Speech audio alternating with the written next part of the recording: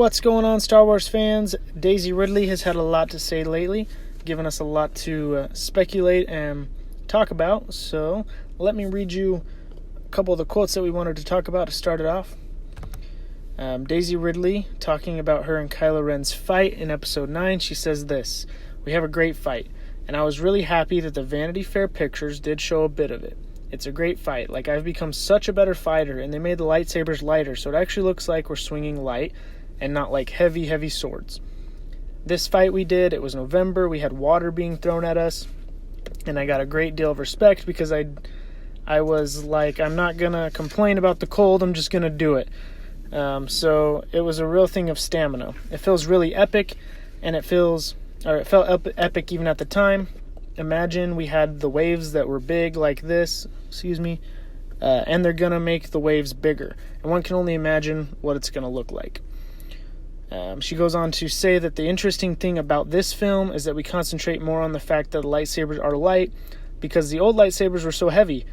And as their new stunt coordinator said, it was more like broadsword fighting in the past, which isn't technically what it's supposed to be because lightsabers are supposed to be light by nature. So they actually made the lightsabers lighter for us. We in this film have perhaps one of the most epic fights in Star Wars. Right. So some really bold claims. There is, for sure. And I think we've talked about, we like the idea of having a lighter lightsaber. We'll talk about that in a second. I'm just thinking, you can definitely see, like she was saying, with the broadsword style fighting in Episode 7, that's super apparent. I think as well in 8, but in 7, I feel like the lightsaber fight we get, you kind of see that archaic sort of just kind of swinging her sword around. And I feel like that makes a ton of sense for Rey as a character being unfamiliar with a lightsaber. Definitely, yes. I always took it like that. I took it as it's her getting used to this new weapon compared to what she's used to, which is her staff. And I thought that was a really cool way of showing that she was unfamiliar. I guess I didn't realize until looking back on it that it's because the lightsabers are maybe a little heavier. Right. Which is really cool. Yeah, it's really cool. It's interesting. I'm glad they made them lighter. Improvement should be made over time for sure. Well, and hopefully it'll make it seem like more like her fighting style's developed and gotten better, right? She's more comfortable with the weapon. As she should be. And I thought, she was kind of not a trained fighter, but she was a fighter by nature as a scavenger. So she fought in Episode 7 decently enough, swinging it around. Okay, cool. I always thought Kylo Ren's fighting style was not refined enough, personally. Yeah. He's the one who's had the more training. He's had the training, so I feel like his fighting should be more refined. And that was something I always thought was kind of interesting with his just kind of brusque, kind of crazy strokes. But, even then. I would imagine his lightsaber being with the cross guard, being part of that as well. But yeah, it'd be interesting. There you go, broadsword. Yeah, it'll be interesting to see how he is with the lighter lightsaber as well. How that affects Kylo Ren's fighting style. One thing I thought worth mentioning as well was that she kind of confirmed that picture Vanity Fair did with the waves and the water where we thought maybe she was on top of the Falcon. Right. She confirmed that actually is them fighting each other, which kind of ruins our theories. Yeah, debunks some of the things that we thought about. Thank you, Daisy. I know, right? So I think that was interesting. She talked about them throwing water at them, which is just really cool. Right. It looks like it'll be no matter what happens or who's fighting who. It's going to be a cool fight. It'll be an interesting fight. And then she does say it's one of the most epic fights, maybe. Perhaps one of the most epic. Bullcrap. Okay, no. In all honesty, I'm really hoping for an epic fight. Yeah, I man, really think we've been kind of missing it. We have. You're right. We've been, because of, we're used to the prequels, and even in the originals, you're having a big epic fight at the end of every movie, right? There was the fight scene, yeah. Yeah, and Episode 3 left us with one of the most epic fights of all time, so this being the third part of the trilogy. We'll go through. We'll have the most epic fights real quick of all time, and then we'll see what do they have to do for J.J. Abrams to deliver us one of the most epic fights in all of Star Wars. Yeah, that's a big challenge. Starting off, I think Phantom Menace for me. Ray Park, Darth Maul, showing down with Qui-Gon Jinn and Obi-Wan Kenobi. The reveal of the double blade saber. Do you remember that in theaters? Of course. Just like the gasp. Everyone was like, what the crap? They have double blades? Who thought of that? And it was such an amazing fight. It was so different from what we'd seen Ray Park. Darth Maul was always doing these flips. It was so much of a whole body fight. Really acrobatic fighting. Right, and it also didn't seem too acrobatic like some fights might be later in the prequels. Yeah, but lots of less twirls, but they made sense. He was fighting, he was kicking, but it was such an interesting fight to watch, and the 2-on-1 I felt was done for the most part pretty well. It was well choreographed. It was, all in all, one of the most well done fight sequences ever, I think. Well, and the newness of it definitely made it epic, right? Right. Ray Park in general makes it epic because he's a legend. That's fair. Maybe they should put Ray Park behind Kylo Ren's mask. Yeah, there you go. Solve the problem. But, other than that, it's epic because it was new, like we said. It's epic because of Ray Park's acrobatics. But I think it's epic because at the end you get the emotion of losing Qui-Gon. Right, that's fair. That's a good point. And watching that kind of rage build up in Obi-Wan led to a different fighting style even. The fight evolved, It was different. Obi-Wan's kind of initial fighting with Darth Maul versus Obi-Wan's one-on-one was a different fight. I would say that's my favorite part of the fight is when Obi-Wan starts using more anger, almost channeling the dark side maybe a little bit. But yeah, I think that was an epic part as well. What else? Episode 3 obviously is going to come to mind. I think a lot of people would agree. On our Instagram and Facebook, there were a few of those comments. That was probably their most epic fight, that no one could ever touch that. And I think that is because of the emotion. Mm-hmm. Obviously, Anakin and Obi-Wan are going ham. It's just they're doing some crazy stuff we've never seen before with lightsabers. But at the end of it, I think the emotion is what made that epic, because you really feel like I could still watch this movie and cry at that scene during that fight, right? It's still emotional. The ending, the introduction throughout the middle, it's a rough fight to watch, honestly. So how do they match that? How can they take Kylo and Rey and make it epic, one of the most epic Star Wars, when you have fights like this? I don't know. There's other ones. The original trilogy. The original trilogy, even. Obi-Wan versus Darth Vader. Today would look a little different. I'd like to see that maybe a little different. But, that was the first fight, and it was super interesting and unique. But I think for its time, that was really epic, right? Yeah, it was a lightsaber. That was insane. Yeah. But I think in the original trilogy, even one of the most epic fights to me has to be Return of the Jedi. When Luke faces down with Vader, there's hesitation in Luke. Luke is trying not to fight his father. There's so many times in that duel where Luke withdraws and says, "I will not fight you." Right? Yeah. But then out of necessity for Luke's character, which is always to defend... Just Luke, when he finds out that Vader talks about his sister, he kind of loses his cool. That emotion comes out again that we see. And it's an insane fight sequence. It's the first time, and I think still except for maybe Rogue One, at least, the only time we've ever seen anyone throw a lightsaber on film. Yeah. And that was such a crazy thing. That was cool. That's so commonplace in video games these days, but it actually doesn't happen that often on screen. Yeah, that's a good point. And it was so unique. It was such a cool fight. It was father versus son in the ultimate showdown of what was the end. Even if after the prequels, that's the end. That's how all these movies end on, is this crazy showdown. Well, and also there was some things in that, remember when Luke does the backflip? Right. That was the first backflip for the Star Wars movies. So there's some epic things like that.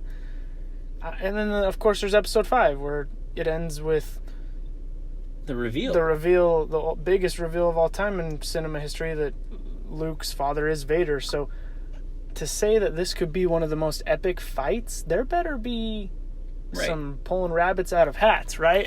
How could they do that? I don't know. Just quick thoughts in 7 and 8, right? Those are some interesting fights. Yeah. But they don't belong in the conversation of most epic fights. Most epic. No. They don't. That's not really debatable. Get over yourself.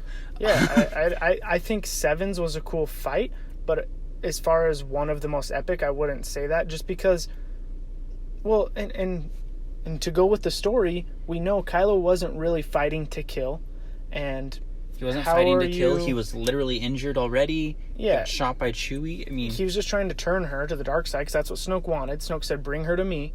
So there's a lot of reasons that fight scene couldn't have been. And it fits with the story. The fight they did does fit with the story. I'm okay with that. I still think Kylo should have won, but... Yeah. But it fits. And in Episode 8, there wasn't necessarily a saber-to-saber fight. So yeah, Episode 9 deserves cool things one. in Episode 8, but there was faulty choreography overall throughout the film. Yeah, so episode 9 deserves a good final, especially if it's the last film of the Skywalker saga. What's it going to take? I think you do need emotion, like we've talked about. That's one thing that's been constant through all of these. You got to find a way to bring emotion into it. Does Rey and Kylo have enough emotion as it stands right now to have an emotional fight? I don't think so. I agree. They can't have an emotional fight. Yeah, I mean, there's been... Episode 8 did bring a little emotion between them, obviously, with them seeing each other from across the galaxy, that connection they had. There's emotion there, but I don't think it's enough for them to have an epic standoff. Episode 9 will have to bring more to the table. Right. I think in Episode 7, there's more emotion between them in the fight. I mean, they obviously don't fight in Episode 8, but I think in the fight, there's more emotion because she's so angry at him in Episode 7 after just watching her father figure, Han Solo, be taken away from her. But, like you said, as it stands, they did have emotion, but I don't think that's enough. Yeah. Their relationship is not enough to be severed by a crazy fight yet. Well, and there's a lot of things that still are yet to be revealed about Rey's character, about even Kylo's character, and how they're going to be influenced by Palpatine. There's just so much more to come, so I think there's potential to add the weight that's needed. I think the choreography will be there because, like she said, they really focus on the weight of the sabers. She feels like she's become a better fighter. I would have confidence that they know what they need to do choreographically, if that's a word, to make something cool on screen happen. I hope. And I think part of me wants to see... I want to see the fast saber clashes. Yes. I want to see, I guess, Rey jumping over a TIE fighter. You know, I want to see something like that. I do think there are some fights, particularly in the prequels, like with Yoda's character, how they made him fight. It was a little too over the top for me. And I don't want to see some crazy, like, I don't really want to see a Sidious spin from Rey, but I do still want to see some sort of acrobatics, some sort of the Force fueling her or Kylo or whoever else could be involved in any fight. Well, yeah, because Jedi can do that. So right. if you're channeling the Force, it needs to be shown. Kylo should be doing stuff. We've seen Kylo do a lot of cool stuff with the Force. He really has. But it would be fun to see him, like, do some acrobatics. Yeah, exactly. And I think it would be interesting. And I think that goes into part of the fight has to be kind of showing a little more each time. Right? Remember the hallway scene in Return of the Revenge of the Sith? The hallway scene with Obi-Wan and Anakin. Just like I don't even care if they actually hit lightsabers. It was so insane just how fast that was. They are... And that hadn't been shown before, that quick, crazy, fast lightsaber clashing. Yeah, and it showed how skilled they were in that fight. And that was epic. So yeah, I agree. You need more fast saber movements. And a unique saber movement, a unique movement that could define the fight. Whether it's, okay, will a backflip away or won't really change it, but something that's kind of different. And there needs to be a stronger emotional component that currently exists. Yeah. I guess my last question then would be with the emotional. Is there anyone right now, okay, Sidious is probably somehow in the film, but how else could there be an epic fight that's not Kylo versus Rey, period? Well, because when you bring the word epic into it, it feels like there's so much more pressure and weight. But there's the Knights of Ren, right? Obviously, so you could have cool fight scenes with them, whether it's Rey versus them, or I mean, if you moved away from lightsabers, you could have an epic standoff with guns as well, Poe, or I don't know. I'm sure there'll be some epic space battles, hopefully. There better be. All of these things make a Star Wars film, so the Knights of Ren are a big antagonist. obviously, possibly this Sith trooper. One of the cooler parts of Episode 7, actually, was Finn versus the stormtrooper who yells, like, traitor, and has that little... I'm not saying it's epic or anything, but it was cool because you got a new weapon out of it, and it was more like there was a connection between the two because he recognized who Finn was, and they kind of had a little fun standoff. So you could have things like that throughout the movie. Right. I totally agree. I actually super agree with that fight in Episode 7 because obviously Finn was a trained stormtrooper, just like this other trooper. We got that new sort of fighting instrument, which was very interesting. There was more emotion in that than I think there's been in any fight so far in the sequels. Yeah, I mean, him calling him out like that and a traitor and cool. Finn trying to defend himself or trying to do what's right or trying to survive, it was interesting. And I think Finn even kind of loses in the fight a little bit sometimes. It was a very back and forth fight. It was interesting. Yeah. So I think one possible way that we could maybe have some more emotion into the fight, more epic, would be with Kylo maybe turning or something, or a self-sacrifice. And I don't really want, like, Kylo Ren throwing Palpatine down a hole again. That happened once is enough, but I do think some sort of, like, changing of allegiances or a self-sacrifice for the greater good can potentially bring a lot to a fight, even if it's Rey sacrificing a lot. Yeah. There's going to have to be something big like that to make it stand out as one of the most epic of Star Wars. Does someone have to die? Between Kylo and Rey? Does someone have to die in the most epic fight? In the fight. Oof.